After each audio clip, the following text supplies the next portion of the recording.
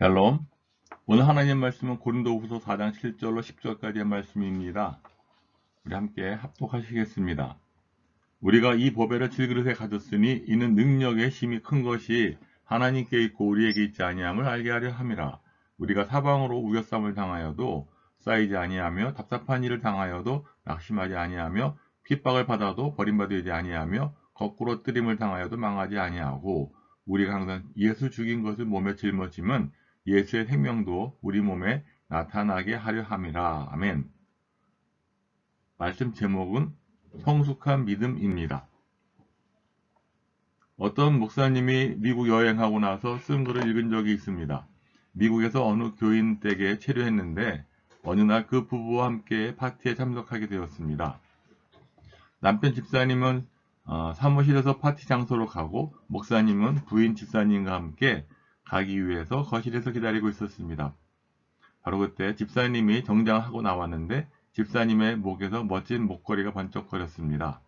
그래서 목사님이 농담한다고 던진 말이 그 목걸이 꼭 진짜 같으네요 라고 말하였습니다. 이 말이 입에서 나가는 순간에 목사님은 실수했다 싶었습니다. 진짜 같다는 말은 그 목걸이가 가짜라는 그 의미이기 때문에 당사자로서는 얼마나 기쁘기 나쁘겠습니까? 그런데 뜻밖에도 그 집사님이 깔깔대고 웃었습니다. 그러면서 이렇게 말씀했습니다.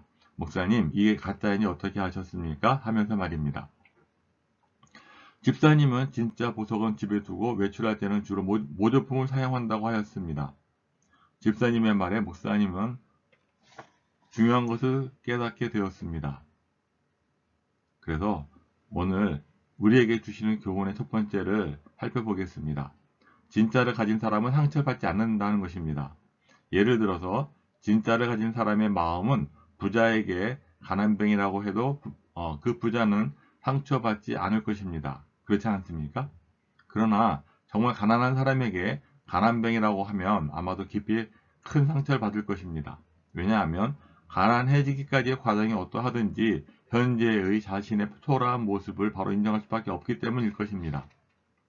한 가지 더 예를 들어보면 박사 자격을 가진 사람에게 무식하다고 하면 그 박사는 웃고 말 것입니다. 그러나 고등학교도 안 나온 사람에게 무식하다고 하면 아마도 크게 상처를 받겠죠. 이처럼 어떤 이유로든 상처받는 그리스도인은 진짜 보물을 가진 사람처럼 여유 있는 마음으로 말할 수가 없습니다. 따라서 이 믿음의 관계에 있어서도 아직 성숙한 믿음의 소유자가 아니라는 것을 말해주고 있다는 것이죠.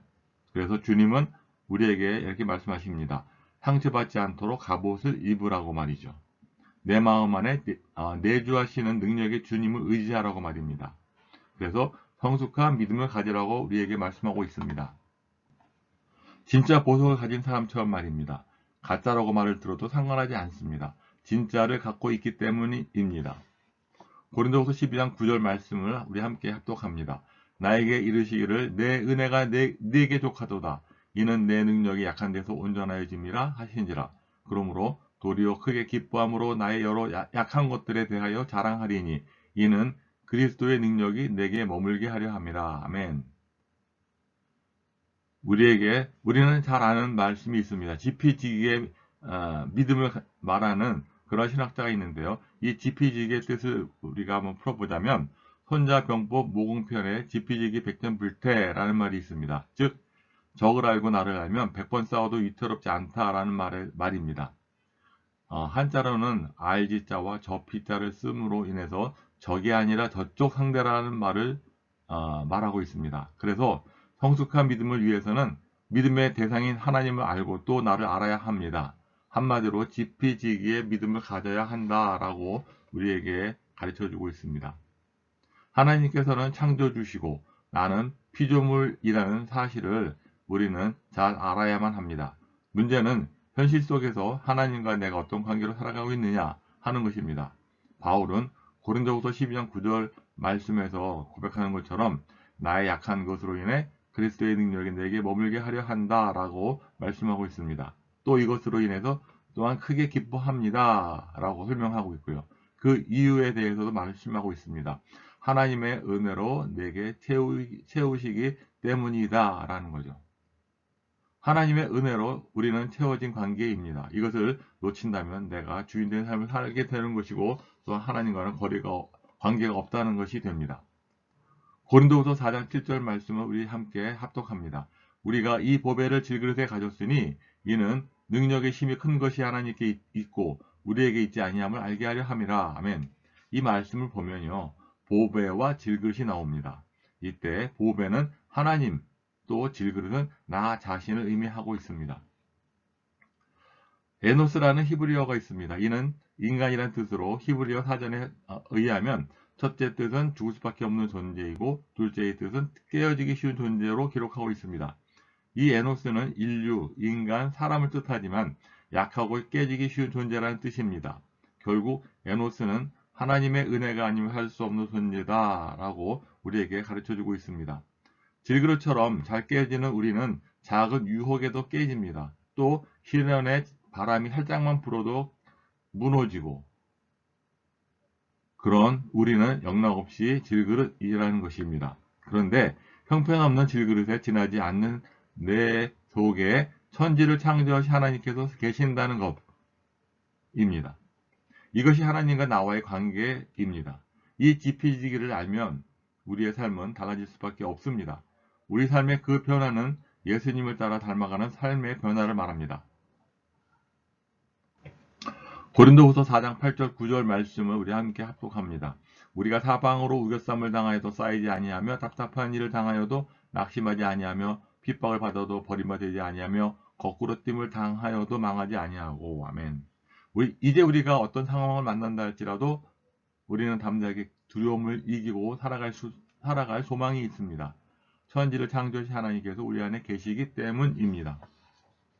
고린도후서 6장 9절 10절 한 번 더 함께 읽어보겠습니다.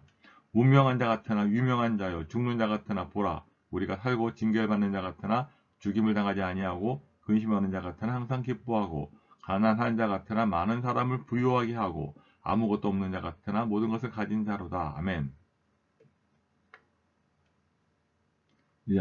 세 번째는 이제 많은 그리스도인들이 자신이 받은 상처가 치유되기 원하는 것이죠. 상처가 치유되는 것은 참으로 중요합니다. 또 남에게 상처 주지 않으려고 스스로 노력하는 것도 중요합니다. 그러나 더 중요한 것은 성숙한 그리스도인은 상처를 여기지 않는다는 것에 있습니다. 왜냐하면요, 우리 주 예수 그리스도께서 나와 함께 하시기 때문입니다. 만일 누군가로 인해 상처를 받았다면 그것은 그것은 내가 아직도 성숙한 믿음의 소유자로서의 충분하지 못함을 가르쳐주고 있다라고 말할 수 있습니다. 성숙한 믿음을 가졌던 사도 바울은 자신의 약한 것을 자랑한다고 고백했습니다. 우리 자신이 깨어지기 쉬운 질그릇임을 잊지 않을 때 겸손하게 주님만 의지할 수가 있다고 고백합니다. 만약에 내가 주님을 위해 헌신할 때 어떤 식으로든 반드시 주님은 나를 존귀하게 해주십니다. 문제는 많은 사람들이 그때에 교만에 빠진다는 것입니다. 교만은 자신이 질그릇임을 망각하는 것입니다. 그때부터 자기 속에 계신 하나님은 보이지가 않고 질그릇인 자기 자신을 의지하는 어리석은 삶을 살게 된다는 것입니다. 그래서 바울은 평생 자신의 약함만을 자랑하는 것입니다. 다시 말해서 자신이 질그릇임을 자랑한다고 고백했습니다. 자신이 깨어지기 쉬운 질그릇임을 잊지 않을 때에만 자기 속에 계시는 하나님의 능력 속에서 거할 수가 있기 때문입니다. 바울은 빌립보서 2장 3절을 통해서 이렇게 말씀하고 있습니다. 아무 일에든지 다툼이나 허용을 하지 말고 오직 겸손한 마음으로 각각 자기보다 남을 낮게 여기고 라고 우리에게 권면하고 있습니다. 교만한 마음을 갖는다면 자신이 질그릇임을 잊은 것입니다. 그것은 자기 자신을 과시하기 위한 것이기 때문입니다. 겸손한 마음은 자신의 질그릇임을 잊지 않는 마음입니다. 따라서 겸손은 내 속에 계신 하나님께서 명령하는 것이 무엇이든지 행하는 것입니다. 무엇이든지 행한다는 뜻은 하나님 말씀에 전적으로 순종한다 라고 하는 그 의미입니다. 그래서 하나님께서는 우리로 하여금 기다리게 하시고 그때까지 우리의 체질을, 우리의 삶의 패턴을 새롭게 바꿔주십니다. 기다리는 동안 우리가 새롭게 빚어지게 된다는 것이죠. 시편 66편 10절에서 12절 말씀을 우리 함께 합독합니다. 하나님이여 주께서 우리를 시험하시되 우리를 단련하시기로 은을 단련함 같이 하셨고 우리를 끌어 그물에 들게 하시며 어려운 짐을 우리에게 두셨으며 사람들로 우리 머리 위로 타고 가게 하셨나이다. 우리가 불과 물을 통행하더니 주께서 우리를 끌어 내사 풍부한 곳에 들이셨나이다. 아멘. 10절을 보면요. 하나님께서 때로 우리를 은을 단련하도 훈련시키십니다.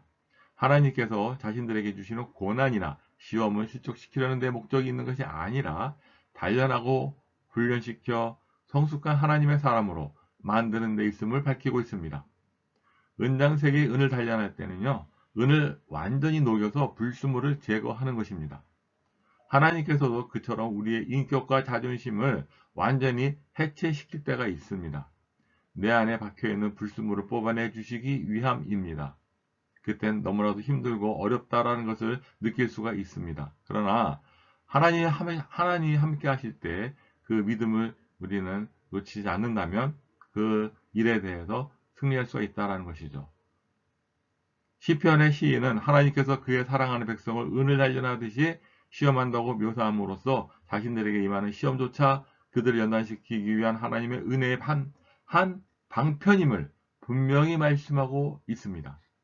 또 본문 11절을 보면요. 하나님께서 때로는 우리를 그물 속에 가두십니다. 어부가 바다에 던진 그물에는 그물의 구멍보다 큰 고기만 걸려듭니다. 구멍보다 작은 고기는 다 빠져나가기 때문입니다. 때로는 우리가 인생의 그물 속에 갇힐 때 우리가 그 그물에서 빠져나가기 위해서는 스스로를 감량하는 수밖에 없습니다. 나의 허망한 욕망과 이기심, 까닭없는 증오심 이런 것들을 다 버려야 합니다. 하나님께서 때로 우리를 그물 속에 가두시는 이유가 여기에 있습니다. 또 하나님께서 우리의 허리에 어려운 짐을 두시기도 합니다. 하지만 막노동으로 하루하루 벌어 가족을 부양하는 사람이 어려운 짐을 회피하기 위해서 다른 일을 한다든가 바람을 피운다든가 하는 그런 일은 절대로 하지 않는 것입니다. 대개는 시간이 많고 여유 있는 사람들이 그런 어처구니 없는 일들을 하고 또한 탈선을 저지르기도 한다는 것이죠. 하나님께서 때로 우리의 허리에 무거운 짐을 지우십니다. 그 이유는 하나님께서 우리에게 맡기신 소명적 삶에만 우리가 충실하게 살도록 해 주시기 위함입니다. 또 12절을 보겠습니다. 사람들이 우리 머리를 타고 가게 하셨나이다. 우리가 불과 물을 통과하였더니 주께서 우리를 끌어내사 풍부한 곳에 들이셨나이다. 아멘. 사람들이 내 머리 위로 타고 갑니다. 내 명예가 짓밟히고 내 인격이 짓밟힙니다. 이때 할 수 있는 것이라고는 우리가 고개를 들어서 하나님을 우러러 보는 것뿐입니다. 물과 불을 통행하면 때론 뜨겁고 때론 춥습니다. 불에 연단되고 물에 연단되는 시간입니다. 그러나 그 과정을 거치면서 우리는 비로소 깨끗하고 정결한 영혼의 소유자가 됩니다. 성숙한 믿음을 갖게 되는 것이죠. 그래서 그 다음이 중요합니다. 주께서 우리를 끌어내사 풍부한 곳에 들이셨나이다. 이 말씀입니다. 우리를 끌어내시고 풍부한 곳에 들이셨나이다 라는 표현은 시련을 통과한 선민에게 베푸시 하나님의 풍성한 축복을 나타내는 말인 것입니다. 우리를 끌어내지 않으시면 풍부한 곳에 나아갈 수가 없기 때문입니다. 그러므로 우리는 하나님의 시험으로 인하여 시련이 올 때 불평하거나 원망하기보다는 그 시험의 자리를 잘 통과해야만 합니다. 그리고 이후에 주어질 상급을 기대하며 시험을 잘 치르기 위해 최선을 다해야 하겠습니다. 시험을 참는 자는 복이 있도다. 이것에 옳다 인정하심을 받은 후에 주께서 자기를 사랑하는 자들에게 약속하신 생명의 면류관을 얻을 것임입니다. 야고보서 1장 12절 말씀입니다. 이제 말씀을 마치겠습니다. 물과 불을 통행하는 동안 우리가 새로 빚어진다는 것이죠. 그런데 물과 불을 통과하는 동안 새로 빚어가는 분이 계십니다. 바로 성령 하나님이십니다. 우리 마음밭을 기경하시는 것이죠. 마음밭을 갈아엎게 되면 굳은 마음을 제거하고 부드러운 마음을 주시는 것입니다. 또 성령을 통해서 하나님의 말씀에 전적으로 순종하는 것입니다. 그리고 예수를 드러내는 것입니다. 그러므로 나의 나된 것은 아무것도 할 수 없는 연약하고 깨질 수밖에 없는 질그릇임을 고백하게 되는 것입니다. 그래서 성숙한 믿음으로 주님만을 의지하여 살아가는 것을 기쁨으로 여기는 것이 되게 됩니다. 함께 하신 하나님께서 우리와 함께 하시기를 소망합니다. 아멘.